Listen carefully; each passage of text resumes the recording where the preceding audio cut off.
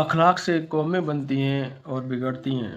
اخلاق کسی بھی قوم کی زندگی کے لیے ریڑھ کی ہڈی کی حیثیت رکھتا ہے، چاہے وہ کسی بھی مذہب سے تعلق رکھتی ہو۔ اخلاق دنیا کے تمام مذاہب کا مشترکہ باب ہے جس پر کسی کا اختلاف نہیں۔ انسان کو جانوروں سے ممتاز کرنے والی اصل شے اخلاق ہے۔ اچھے اور عمدہ اوصاف وہ کردار ہے جس کی قوت اور درستی پر قوموں کے وجود، استحکام اور بقا کا انحصار ہوتا ہے۔ معاشرے کے بناؤ اور بگاڑ سے قومیں براہ راست متاثر ہوتی ہیں۔ معاشرہ اصلاح پذیر ہو تو اس سے ایک صحت مند اور باصلاحیت قوم وجود میں آتی ہے۔ اگر معاشرہ بگاڑ کا شکار ہو تو اس کا فساد قوم گھن کی طرح کھا جاتا ہے۔ جس معاشرے میں اخلاق ناپید ہو وہ کبھی مہذب نہیں بن سکتا۔ اس میں کبھی اجتماعی رواداری، مساوات، اخوت، باہمی بھائی چارہ پروان نہیں چڑھ سکتا۔ جس معاشرے میں جھوٹ اور بددیانتی عام ہو جائے وہاں کبھی امن اور سکون نہیں ہو سکتا۔ جس ماحول یا معاشرے میں اخلاقیات کوئی قیمت نہ رکھتی ہو اور جہاں شرم و حیا کی بجائے اخلاقی باختگی اور حیا سوزی کو منتہائے مقصود سمجھا جاتا ہو، اس قوم اور معاشرے کا صفائے ہستی سے مٹ جانا ہوتا ہے، چاہے وہ مسلم ہو یا غیر مسلم۔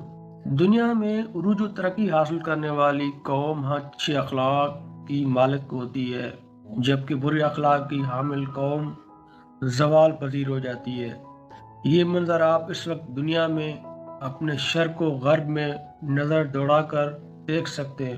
یہ عروج و ترقی کہاں ہے اور ذلت و رسوائی کہاں ہے؟ اخلاقیاتی انسانوں کو جانوروں سے الگ کرتی ہیں۔ اگر اخلاق نہیں تو جانوروں اور انسانوں میں کوئی فرق نہیں۔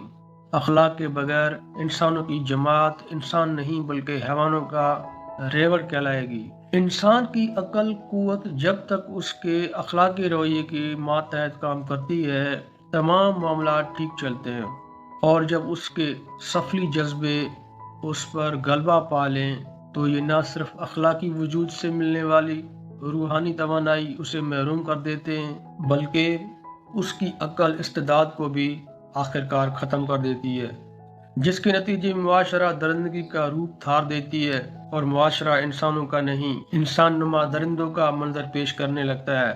یہ سب اخلاقی بے حسی کا نتیجہ ہے۔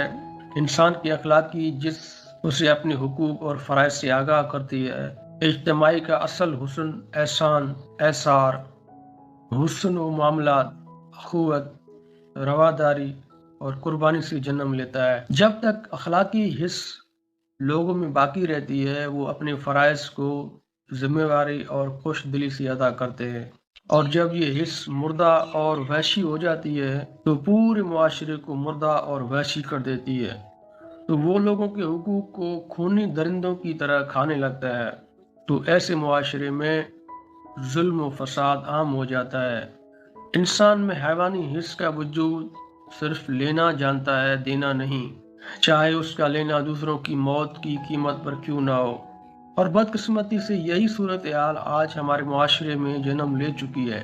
اسلام میں ایمان اور اخلاق دو الگ الگ چیزیں نہیں ہیں۔ ایک مسلمان کی پہچان ہی اخلاق ہے۔ اگر اخلاق نہیں تو مسلمان نہیں۔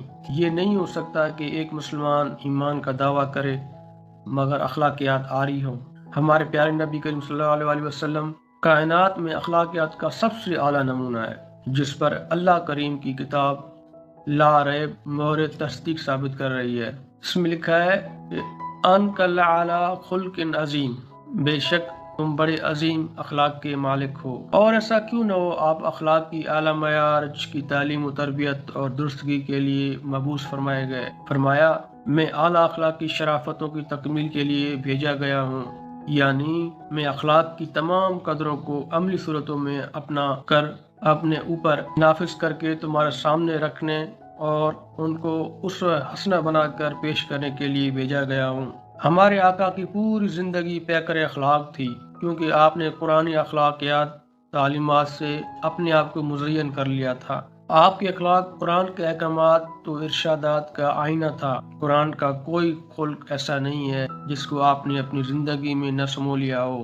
اس لیے قرآن کریم میں اللہ عز و جل نے ہمیں نصیحت کرتے ہوئے ارشاد فرمایا لقد کان لکم فی رسول اللہ اسوۃ حسنہ، بے شک تمہارے لیے اخلاق کی اعلیٰ معارج کی تکمیل کرنے کے لیے رسول اللہ صلی اللہ علیہ وسلم کی پیروی کرنے میں بہترین نمونہ ہے۔ ایمان اور عبادت کی درستگی عملی نشانی ہے، صحت اخلاق ہے، بلکہ عبادات و تعلیمات اسلامی کا لب و لباب اخلاق کو سنوارنا اور نکھارنا ہے، جس کی تائید نبی کریم صلی اللہ علیہ وآلہ وسلم کے اس ارشاد گرمی سے ہوتی ہے اکمل المؤمنین ایمانا احسنہم خلقا، یعنی مسلمانوں میں کامل ترین ایمان اس شخص کا ہے جس کا اخلاق سب سے بہتر ہو۔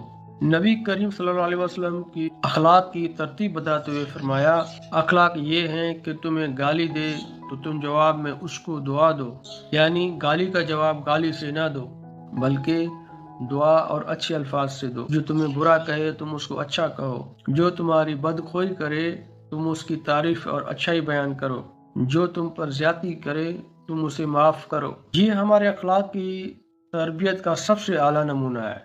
اگر ہمارا معاشرہ اس پر عمل کرے تو ہمارے معاشرے سے تمام اخلاقی خرابیاں خود بخود ختم ہو سکتی ہیں اور معاشرہ امن و استحکام، اخوت، بھائی چارے کا گہوارہ بن سکتا ہے۔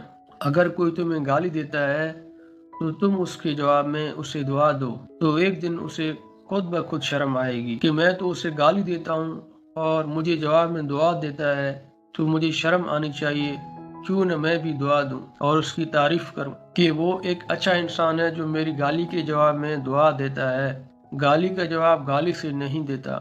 اگر کوئی تمہیں برا کہے اور تم اسے اچھا کہتے ہو وہ ایک دن تمہیں اچھا کہنے لگ جائے گا۔ اگر تم سے کوئی زیادتی کرتا ہے اور تم اسے معاف کر دیتے ہو تو اس کے دل میں تمہاری قدر اور خلوص بڑھے گا۔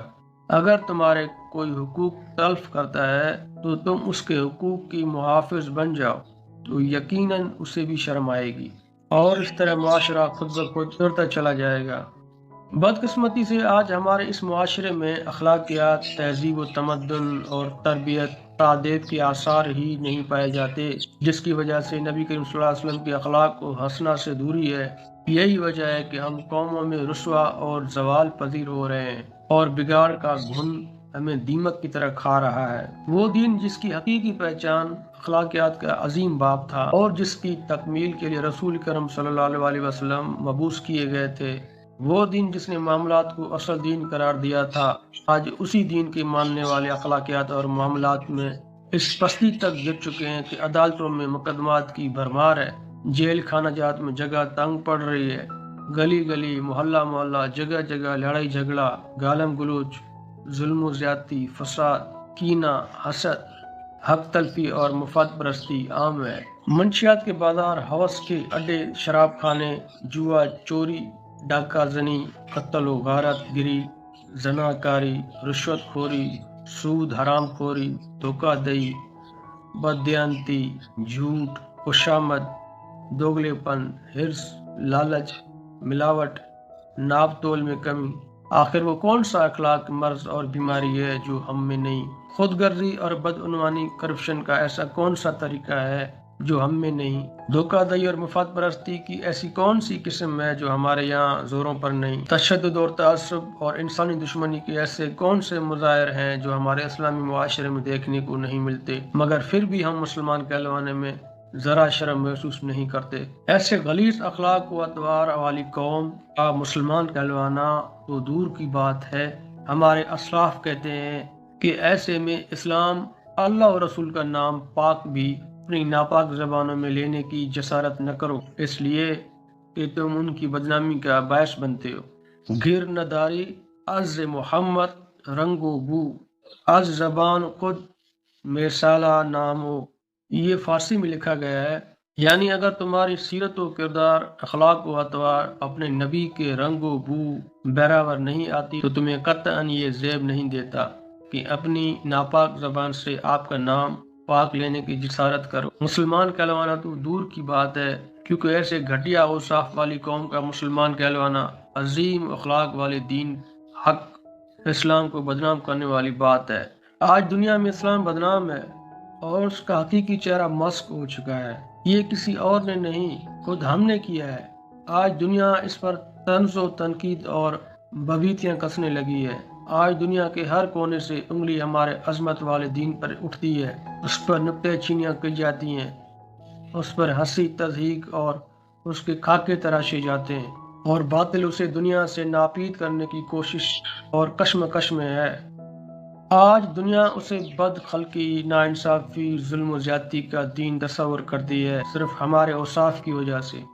صحیح اکمل الدین کی دنیا میں رسوائی کا سبب ہم ہیں، ہمارے سیاہ اوصاف ہیں، ہمارے غلیظ اخلاق ہیں، ہمارے گندے اطوار ہیں۔ کیوں ہم خود اس کا حقیقی چہرہ مسخ کر کے اور اس کا حلیہ بگاڑ کر دنیا کو دکھا رہے ہیں، جس کے سبب دنیا اسلام پر طنز اور نکتہ چینیاں کرتی ہے۔ یہ ایک ناقابل تردید حقیقت ہے کہ اخلاقی بگاڑ آج ہماری زندگی کے ہر شعبے میں داخل ہو چکا ہے۔ معاملہ عبادات کا ہو یا معاملات کا، حقوق و فرائض کا ہو یا تعلیم و تربیت کا، امانت، دیانت، عدل، انصاف، فرض شناسی اور اس جیسی دیگر اعلیٰ اقدار کا ہم میں فقدان ہے۔ کرپشن اور بدعنوانی کا ناسور کی طرح ہمارے معاشرے میں پھیلی ہوئی ہے۔ ظلم و ناانصافی کا دورہ ہے۔ لوگ قومی درد اور اجتماعی خیر و شر کی فکر سے خالی اور اپنی ذات سے اور مفادات کے اسیر ہو چکے ہیں۔ یہ اور ان جیسے دیگر منفی رویے ہمارے قومی اجتماعی مزاج میں داخل ہو چکے ہیں۔ یہ وہ صورتحال ہے جس پر ہر شخص افسوس ملتا ہوا نظر آتا ہے۔ اس وقت دنیا میں سب سے زیادہ اخلاقی بگاڑ اور رواداری و معاملات کی بے کنی جو کسی بھی اسلامی معاشرے میں پائی جاتی ہے۔